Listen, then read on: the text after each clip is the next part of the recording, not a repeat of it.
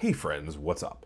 Philip here with Points of Philip, and today we're talking about, well, the Apple Card. The big question today is the Apple Card worth the hype? So when it launched with a lot of buzz, but let's be honest, the credit card world is, well, a crowded space. So does this tech-branded card actually deliver? We're going to break it down today. But before we get into that, I got to ask you to like and subscribe. Seriously, it helps me and YouTube know that, well, this content is valuable to you, and that also helps more people discover this channel. So if you're feeling extra generous, check out my membership tiers. The base tier gets you access to members-only videos. Those drop once every Saturday. The mid-tier gives you early access to, well, all my content, and the top tier includes personalized advice and exclusive perks.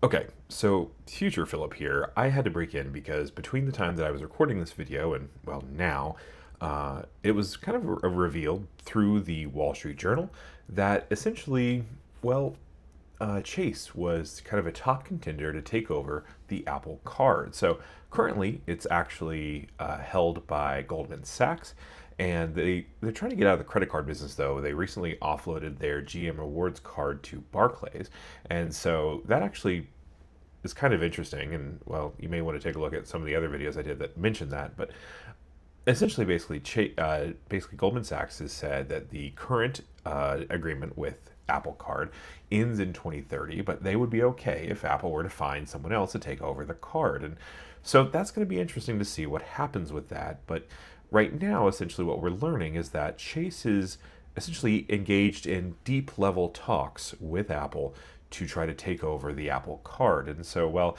Apple executives have gone on the record to say that Chase is their preferred partner. It's who they would rather be with. Now, they also have kind of apparently been engaged in talks with Synchrony Bank, American Express, and others. And, well, it seems like Chase has kind of always been kind of the long-standing option that people have been considering. And so, well, this could be interesting. Now, there are some kinks in the bend here, right? So there's the Apple Card business, and then there's the Apple Savings Account business. And right now, they live in the same app. And basically, essentially, you can actually make it that your cash back earned with the Apple Card can go towards your Apple Savings Account, which is a high yield savings account. But what I found is that it actually goes really well when you send that money through to a Chase account. So most of the time, whenever I send a push transfer from the savings account to my Chase account, it's in the next business day, and vice versa. So I can easily transfer from my Chase checking account to my Apple account. So there is kind of a little bit of synergy there already. Now, it's theorized by some people that essentially Chase could just take on the credit card portion of the business, and then Marcus or Goldman Sachs could keep the high yield savings account part of the business. And that's mainly because Chase doesn't offer a high yield savings account option. Their savings account is a standard savings account, right? It charges you $5 a month unless you keep at least $500 in it, I think, each month. No interest really to speak of. I mean, there is a interest rate, but it's just marginal at best. But yeah, so this is an interesting development. We'll see what happens. It is kind of widely hinted that the Apple Card could change. And so, well, everything that you're about to see might be different in a couple months. And so, well, we'll get to that when we get to it, and I'll upload a new video. But anyway, now we're going to get to the rest of the video, and that's where we're going to talk about the Apple Card and, well, what I like about it. So enjoy. So, okay, now that that's out of the way, let's go ahead and dive into the Apple Card. So first of all, the annual fee here is $0. That's, well, a huge plus. The earning structure here is interesting. This one gets you 3% daily cash back on Apple purchases, including products, App Store purchases, and service. And it also gets you 3% back at select merchants when using Apple Pay. So that's Ace Hardware, Booking.com, ChargePoint, Duane Reade, Exxon and Mobil gas stations, Nike, T-Mobile, Uber, Uber Eats, and Walgreens. So this is interesting. So this can get you 3% on certain specific shops, but you have to use, again, Apple Pay to do that. Now, you also get 2% daily cash back when using Apple Pay at other merchants, and then 1% on all other purchases, including when you're using the physical titanium card. And, well, that's kind of a bummer because you can hear that. It sounds really awesome, and it's one of the nicest metal cards that I actually have.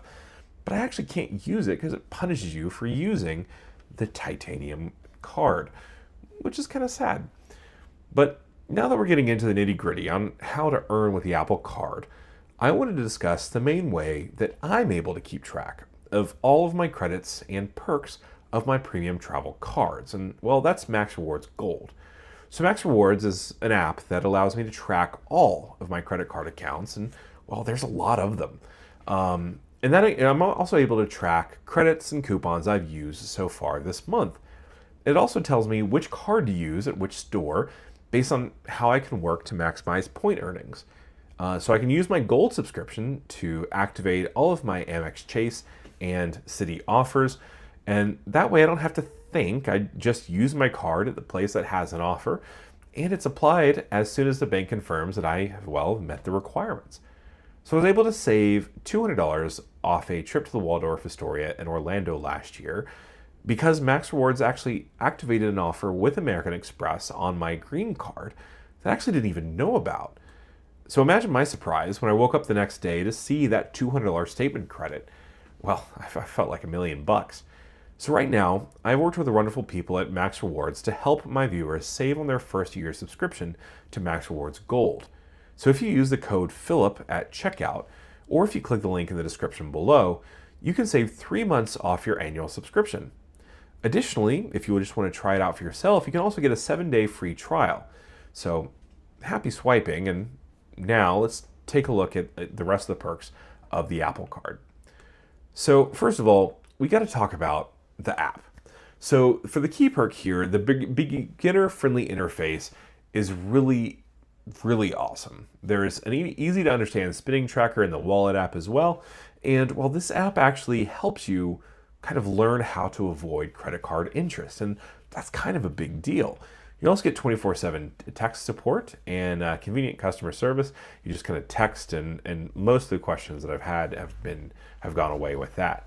Now, you also qualify for Apple Card monthly installments, and that's interest-free financing on new iPhones and other Apple products. I've bought MacBooks, I've bought iPads and iPhones with this kind of huge benefit. It's great to have 0% cash back immediately hit, but also you get 0% interest. So that's kind of nice to have the cash back and the interest. You wouldn't get that if you were paying with the Amazon Prime Visa because you have to choose between the 5% cash back or the 0% APR.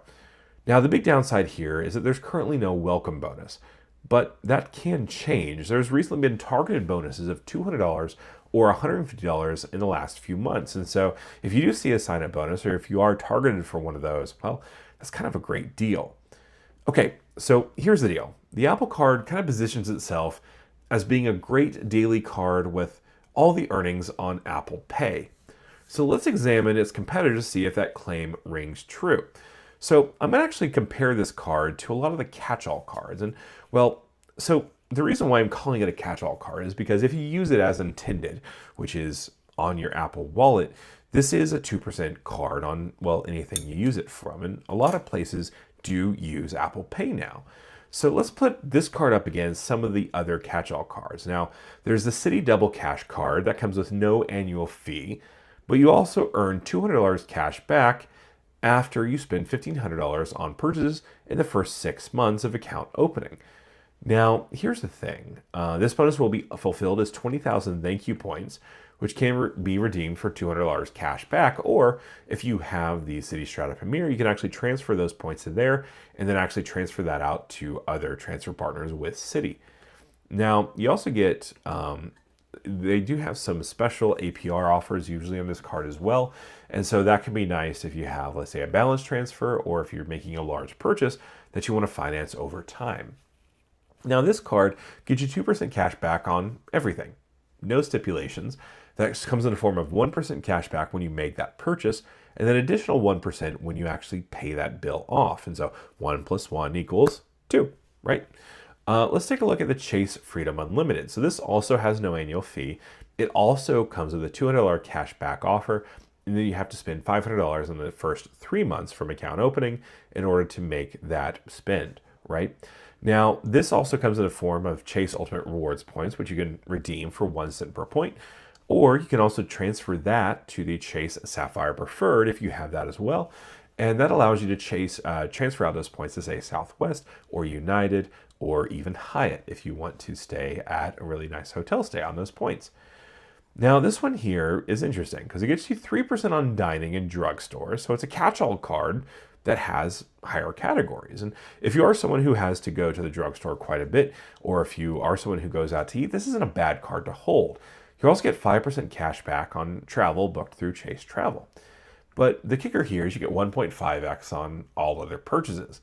This also comes with purchase protection, extended warranty protection, and travel insurance. So this feels like a more complete card. One thing that we do need to note, though, is this card comes with foreign transaction fees, something that the next card doesn't. So we're going to talk about the Capital One Venture Rewards Credit Card. Now, this one is interesting because it has a higher sign-up bonus, but it also has a higher annual fee. So this Chase, or the Citi Double Cash and the Chase Freedom Unlimited have no annual fee, but the Chase, or the Capital One Venture Card, has a $95 annual fee. Now, you can earn 75,000 miles once you spend $4,000 in purchases within the first 3 months of account opening. And here's the thing. With this card, you get 2 points per dollar on all purchases. No questions asked.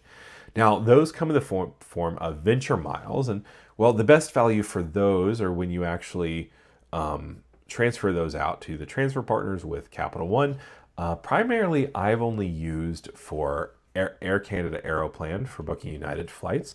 You can also transfer them to Air France or Virgin Atlantic for booking domestic Delta flights, or you can actually go across the pond. And so I've used my Capital One miles to kind of supplement my Amex points for those Virgin or Air France redemptions. Now, let's take a look at how the Apple Card compares to these other cards. First of all, when it comes to the welcome bonus, it pretty much loses immediately. If you're not targeted for the welcome bonus with the Apple Card, well, the Citi Double Cash and Chase Freedom Unlimited offer a pretty compelling welcome bonus for a no annual fee card, and while the Capital One Venture offers a miles bonus. So this is a big advantage. Now, the earning structure is interesting. So if you use Apple Pay everywhere and shop at the select 3% merchants, the Apple Card could be competitive. However, the Citi Double Cash gives you flat 2% cash back on everything, no Apple Pay required. The Chase Freedom Unlimited can also be a great alternative for the welcome bonus and the 3 and 5% categories, depending on, what you're using these cards for. So now the perks here are interesting. Let's take a look at it. So the Apple Card's interest-free installments are nice if you're buying Apple products anyway. The Chase Freedom Unlimited provides, a bunch of benefits to provide peace of mind. So there's some give and take, but, there is a good reason to do the Apple Card. If you're someone who's in the Apple ecosystem and, kind of interested in using Apple Pay, then this could be a good option for you. So let's take a look at who this Apple Card is really for. So if you're an Apple fanatic, if you are deeply embedded in the Apple ecosystem, if you're constantly buying new iPhones and using Apple Pay religiously, then, the Apple Card might be a good fit. This card also could work for beginners, so the simple interface and lack of fees are appealing to those new to credit cards, which can be really helpful.